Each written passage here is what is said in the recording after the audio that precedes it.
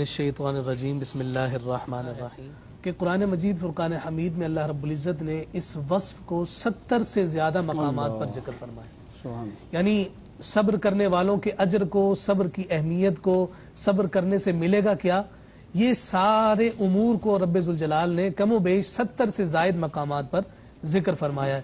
اس کے ذریعے سے ہمیں خود ہی اس صبر کے وصف کی اہمیت کا اندازہ ہو جاتا ہے. دوسرے لفظوں میں اگر صبر کو ہم آسان لفظوں میں سمجھنا چاہیں تو صبر کا معنی ہے ضبط کرنا، یعنی اپنے نفس کو ضبط کر کے رکھنا اور اپنے آپ کو آپے سے باہر نکالنے سے محفوظ رکھنا. گویا دوسرے لفظوں میں ہم صبر کو یوں سمجھ سکتے ہیں. اگر تعریفات کی بات کریں تو آسان لفظوں میں کہا جاتا ہے کہ جناب کسی خوشی، راحت، اب عام طور پہ ہم کہتے ہیں صرف غم یا افسوس کے موقع پر صبر ہوتا ہے، بلکہ نہیں، خوشی اور راحت کے موقع پر بھی صبر ہے. کہا کسی خوشی، راحت، غم، افسوس یا آفت کے موقع پر اپنے آپ کو قابو میں رکھنا، یہ صبر ہے. اسی طرح فرمایا کہ نفس کو اس چیز سے باز رکھنا جس سے رکنے کا عقل اور شریعت تقاضا کر رہی ہو، اسے صبر کہتے ہیں. اور امام غزالی نے تو پھر دوبارہ ایک اور زبردست تعریف کر دی. یہ جملہ جو اوصاف ہے نا جن کا تعلق ہمارے باطن سے، امام غزالی براہ راست انہیں ایڈریس کرتے ہیں اور ان کی اصل تک انسان کو پہنچانے کی کوشش کرتے ہیں. امام غزالی کیا کہہ رہے ہیں؟ امام غزالی کہتے ہیں کہ مصیبت میں مبتلا شخص کو کوئی پہچان نہ سکے، یہ صبر ہے.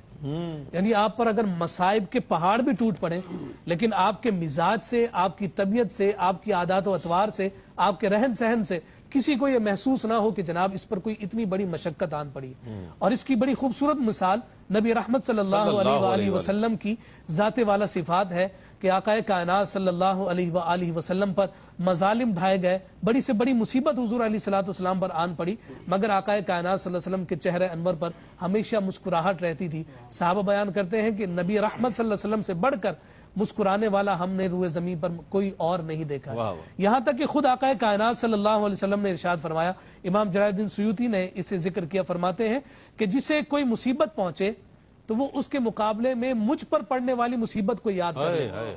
فرمایا کہ جب وہ مجھ پر پڑنے والی مصیبت کو یاد کرے گا تو اسے اپنی مصیبت بڑی چھوٹی سی نظر آئے گی. اس سے اندازہ لگائیے کہ آقا کائنات صلی اللہ علیہ وسلم نے سب کچھ برداشت بھی کیا مگر تحمل اور ضبط اتنا زیادہ ہے کہ کسی پر بھی اپنی اس تکلیف یا مشقت کو آشکار نہیں فرماتے ہیں. اچھا، پھر قرآن مجید فرقان حمید میں اللہ رب العزت نے مختلف انداز اختیار کیے. ایک آیت مبارکہ جس کی جانب آپ نے اشارہ کیا، فرمایا استعینوا بالصبر والصلاۃ. اب دیکھیے، ایک ہے صبر اور ایک ہے صلاۃ. صلاۃ تو نماز ہے، عبادت ہے، ہم نماز پڑھتے ہیں، لوگ ہمیں دیکھتے ہیں کہ یہ نماز ہے، لیکن صبر سے مدد نہیں جا سکتا. مدد کیسے لی جائے؟ ہاں، صبر سے مدد کیسی ہے، دیکھا نہیں جا سکتا. تو یہ حقیقتاً صبر ہے کیا؟ تو یہاں پر مفسرین نے ذکر کیا کہ صلاۃ جو ہے، صلاۃ کا بنیادی مقصد یعنی نماز کا مقصد یہ ہے کہ اللہ کا قرب حاصل ہوتا ہے. اور جو صبر ہے اس کے بارے میں خود فرمایا ان اللہ مع الصابرین.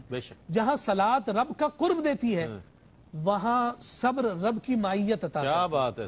جسے رب کا قرب اور معیت نصیب ہو جائے تو پھر اسے استعانت میں ان دونوں چیزوں سے بڑھ کر کسی اور شے کی حاجت اور ضرورت نہیں ہوتی ہے. رئیس بھائی، میں یہاں پر ایک اور بات اسی ضمن میں عرض کرنا چاہوں گا. دیکھیے، صبر کی مختلف تعریفات کو دیکھا جائے تو ہمیں یہ تعریف بھی ملی کہ جناب صبر یہ ہے کہ آپ پر مصائب و آلام کے پہاڑ ٹوٹ پڑے مگر معمولات عبادت میں کوئی فرق نہ آئے. اور اس تعریف کو لے کر اگر ہم میدان کربلا میں جاتے ہیں تو ہم دیکھتے ہیں کہ امام علی مقام امام حسین رضی اللہ تعالی عنہ کے سامنے آپ کے علی اصغر بھی موجود ہیں، علی اکبر بھی موجود ہیں، اور پیچھے لگی ہوئی خیموں کو آگ بھی موجود ہے. مگر عصر کی نماز کا وقت آیا ہے، نیزے اور تلواریں بھی مصطفیٰ کریم صلی اللہ علیہ وسلم کے نواسے کی جانب ہے، مگر صبر وہ ہے کہ جتنی بھی مصیبت آ جائے عبادت کے معاملات میں کوئی کمی نہیں آتی.